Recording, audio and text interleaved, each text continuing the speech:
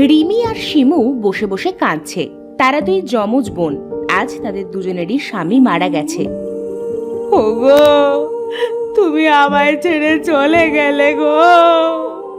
এ কি সর্বনাশ হলো আমার। আমায় একলা করে কেন চলে গেলে গো?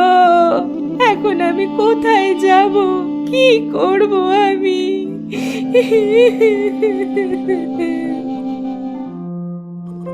আর কেঁদো না গো, এখন ওদের দাফন করতে নিয়ে যেতে দাও। হ্যাঁ হ্যাঁ ভাবিরা, এবার আপনারা নিজেদেরকে সামলান, অনেক দেরি হয়ে গেল। এবার এদের দুজনকে অন্তিম যাত্রায় যেতে দিন। এই মহিলারা, তোমরা এসো, আমরা শিমু আর রিমুকে ভেতরে নিয়ে যাই, ওদের স্বামীদের নিয়ে যাক।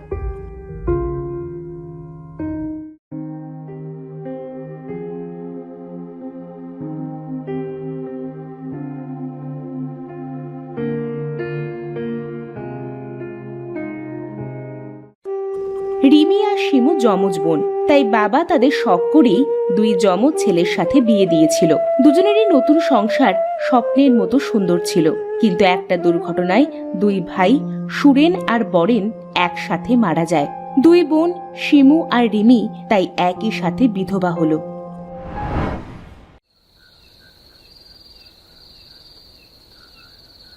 খেয়ে নে বোন, অনেক রাত হলো।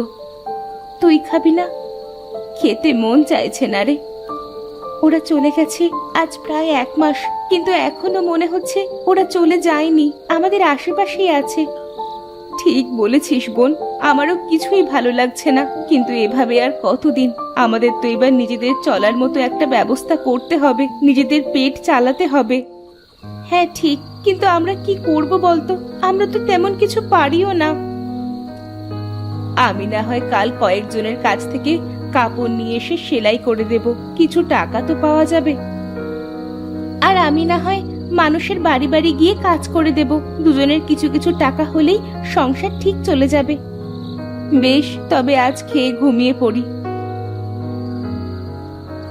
রিমি আর শিমু দুজন ঘুমিয়ে পড়ল, কিন্তু তাদের ঘরের জানালার বাইরে থেকে ওদের সব কথা এতক্ষণ ধরে শুনছিল সুরেন আর বরেনের আত্মা। না রে ভাই, ওরা একদম ভালো নেই, কিন্তু আমরা তো মারা গেছি, আমরা কি করতে পারি ওদের জন্য? ঘর থেকে যাওয়ার আগে ওরা বলেছিল না যেতে, আমরাই শুনিনি, আর মরার আগে ওদের দেখতেও পেলাম না, ওদের জন্য কিছু করতেও পারলাম না। আচ্ছা, আমরা কি কিছুই করতে পারি না ওদের জন্য, যাতে ওদের উপকার হয়? আমরা তো মারা গেছি, আমরা ওদের জন্য কি করব? আমরা তো চাইলেও কিছু করতে পারবো না। আমরা বরং আপাতত ওদের দূর থেকে দেখি ওরা কি করে, পরে না হয় সেটা ভাববো। আচ্ছা বেশ। রোজ রিমি বাড়ি বাড়ি যায় আর সেলাই করার জন্য কিছু কাপড় নিয়ে আসে, আর অন্যদিকে শিমুও বেশ কয়েকজন মানুষের বাড়ি বাড়ি কাজ শুরু করেছে। ওদের দিনকার বেশ ভালোই চলছিল, কিন্তু হঠাৎ ঘটলো এক অঘটন। কি? আমার মাথা ঘুরছে কেন? কি কিসের আওয়াজ এলো কলপার থেকে?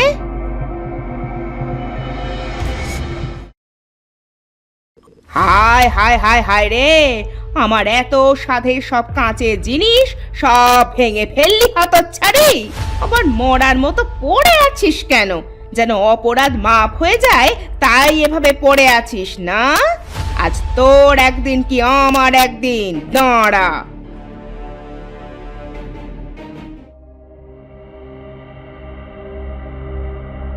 সেবাড়ির গিন্নি একটা বড় লাঠি এনে সামনে পড়ে যাওয়া শিমুকে মারতে থাকে। ছেড়ে দিন, ছেড়ে দিন গিন্নিমা, ছেড়ে দিন, আমি ইচ্ছে করে ভাঙিনি, মাথাটা হঠাৎ ঘুরে গেল। ছেড়ে দেব তোকে?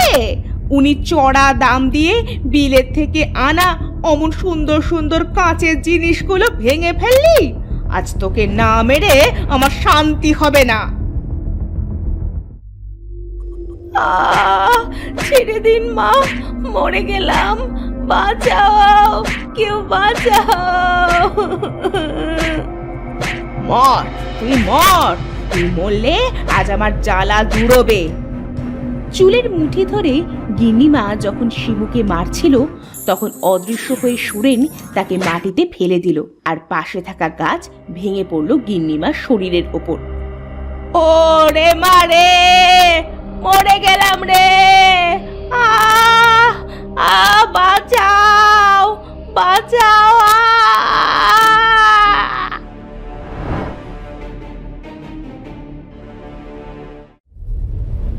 সকলে মিলে গিন্নিমাকে ধরে নিয়ে গেল ঘরে।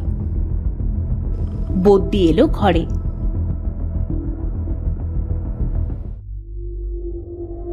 বদ্যিমশাই, গিন্নিমা ঠিক হয়ে যাবে তো? ঠিক হয়ে যাওয়া কি মুখের কথা নাকি?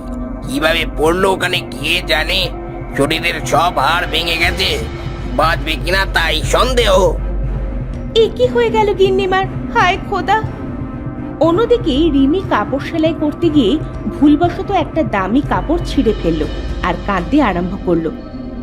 এই যা, এটা কি হলো, এবার কি হবে?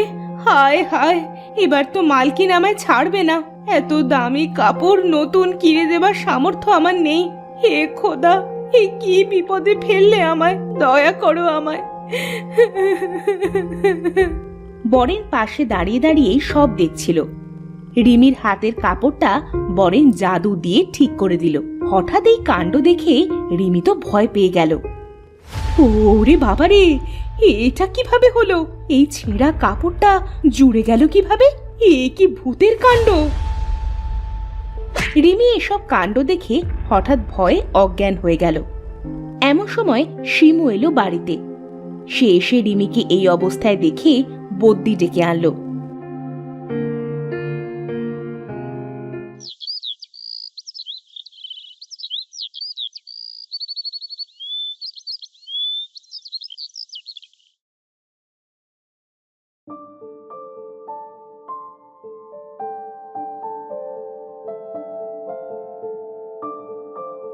কি হয়েছে বদ্যিমশাই?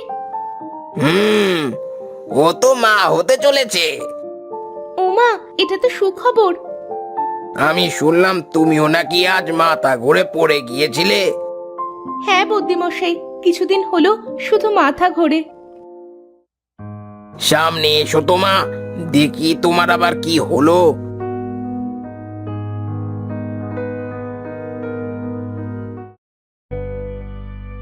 তোর অসুখ করেছে, এটা তো আগে বলিসনি। কি হয়েছে বদ্যিমশাই ওর?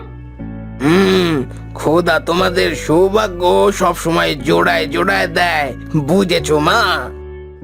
মানে? মানে তোমরা দুজনেই মা হতে চলেছো। তোমার 3 মাস চলছে আর তোমার বোন শিমুর 2 মাস। ওমা, এটা তো কি খুশির খবর। যদি আজ ওনারা বেঁচে থাকতেন তাহলে কতই না খুশি হতেন। সে তো হতোই। আমি তবে এবার যাই, তোমরা নিজেদের খেয়াল রেখো।